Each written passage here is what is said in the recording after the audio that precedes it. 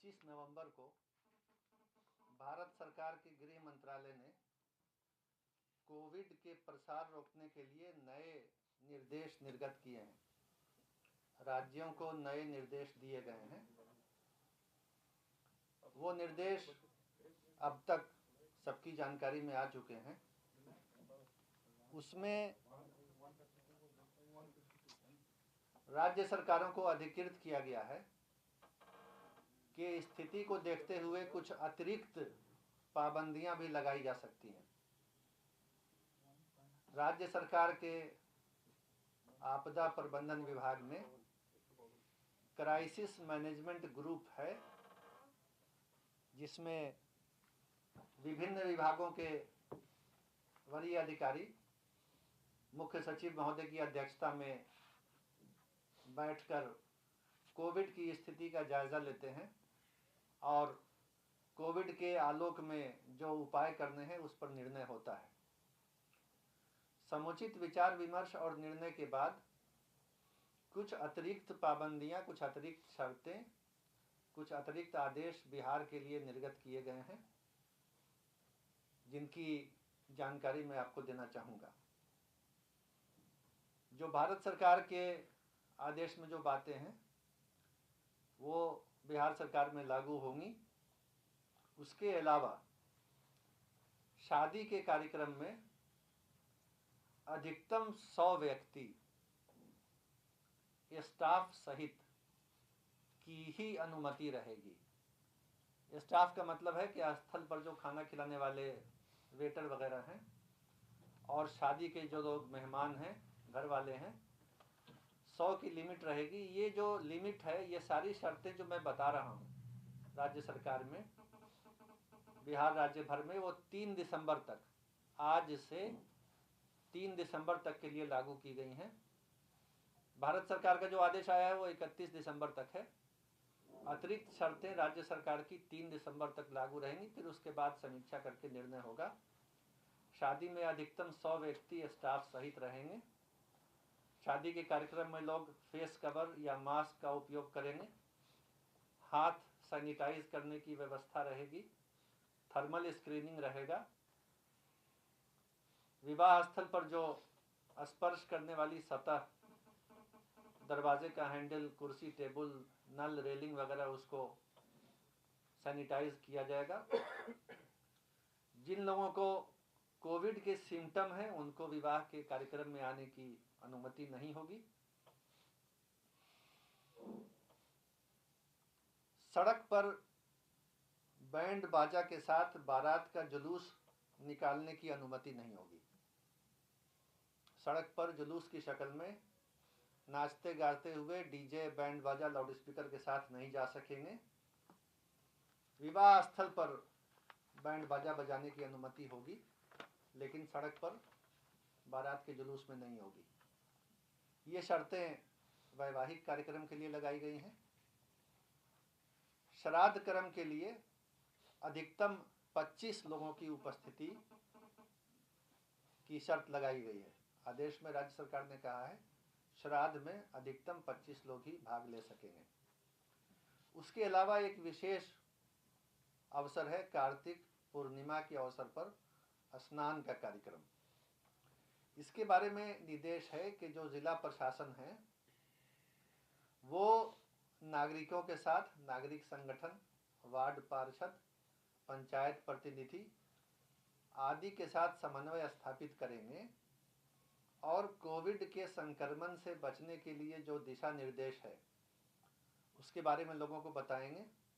और ये भी बताएंगे कि भीड़ भाड़ की जगह या स्नान करते समय पानी में या हवा में संक्रमण फैलने का खतरा है, इसलिए लोगों को प्रेरित किया जाए, लोगों को समझाया जाए, लोगों को समझाया जाए, बताया जाए, एजुकेट किया जाए कि नदी घाट पर स्नान करके, भीड़ भाड़ करके स्नान करने से संक्रमण का खतरा है। लोग इस बारे में सावधान और सतर्क रहें।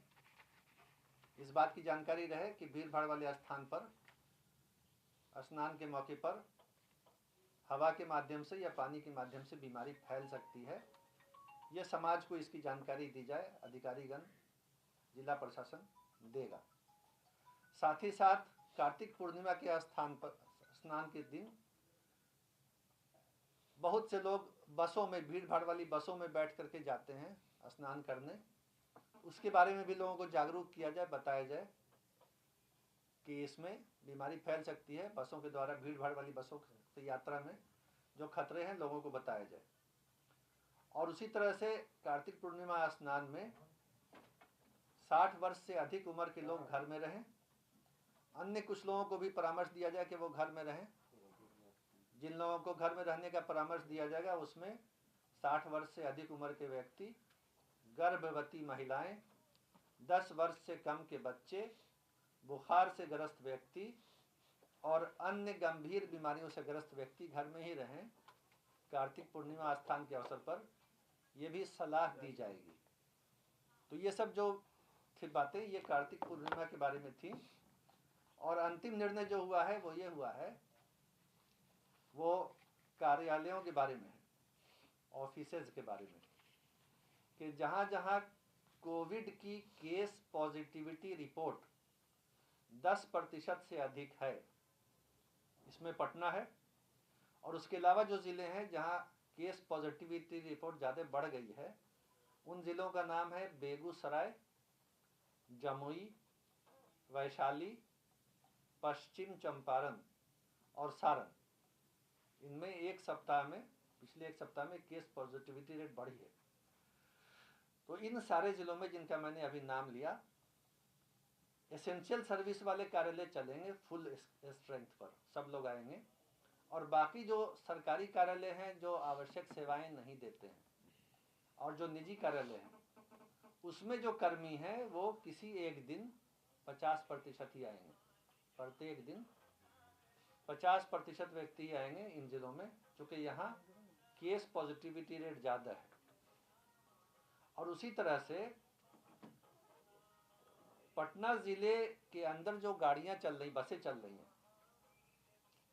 सार्वजनिक यात्री वाहन, पब्लिक ट्रांसपोर्ट जो पटना ज़िले के सीमा के अंदर चल रहा है या पटना से अन्य ज़िले या अन्य राज्य में जा रहा है, पटना से अन्य ज़िले या अन्य राज्य में जाने वाले वाहन, इन सब वाहनों में यात्रियों की जो संख्या होगी वो सीटों की संख्या से आधी होगी।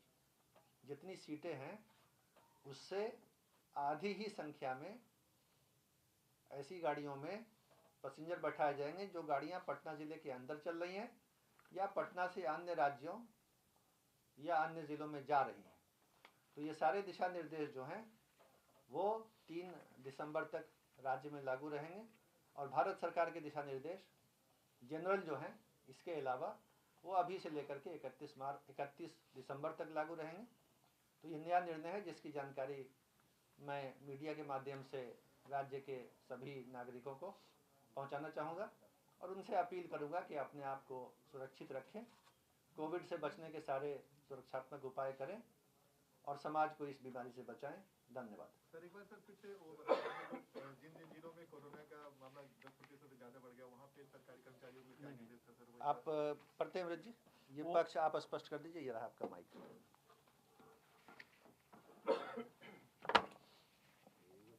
गवर्नमेंट ऑफ इंडिया के जो गाइडलाइंस हैं उसमें ये बड़ा क्लियर कट है कि अगर एक सप्ताह में वैसे शहर, सिटीज़ जहाँ पर कोविड पॉजिटिविटी रेट 10% से अधिक है, तो उन शहरों में सरकारी कार्यालय, गवर्नमेंट ऑफिस, प्राइवेट ऑफिस को रेगुलेट करना चाहिए, स्टैगर्ड अप्रोच होना चाहिए।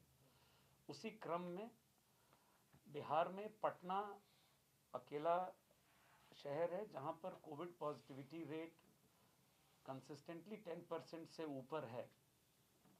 इसलिए पटना में जैसा कि अभी आपको बताया गया है, ये सभी सरकारी कार्यालय और प्राइवेट में जो की उपस्थिति 50% तक होगी, स्टैगर्ड अप्रोच।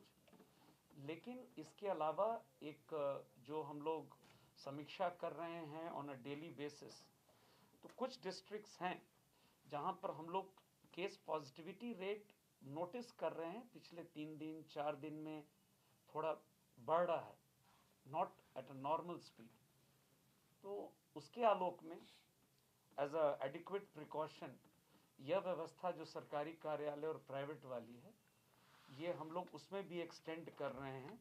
बेगूसराय, जमुई, वैशाली, पश्चिम चंपारण और सारण जिला, इन जिलों में जो वृद्धि हुई है, इट इज़ नॉट 10% और मोर, बट जो उनका नॉर्मल ट्रेंड है उससे थोड़ा हम लोग देख रहे हैं अधिक चल रहा है। तो ये व्यवस्था सरकारी कार्यालय 50%, प्राइवेट ऑफिस को हम लोगों ने एक्सटेंड किया है, जैसा कि सर ने अभी कहा है।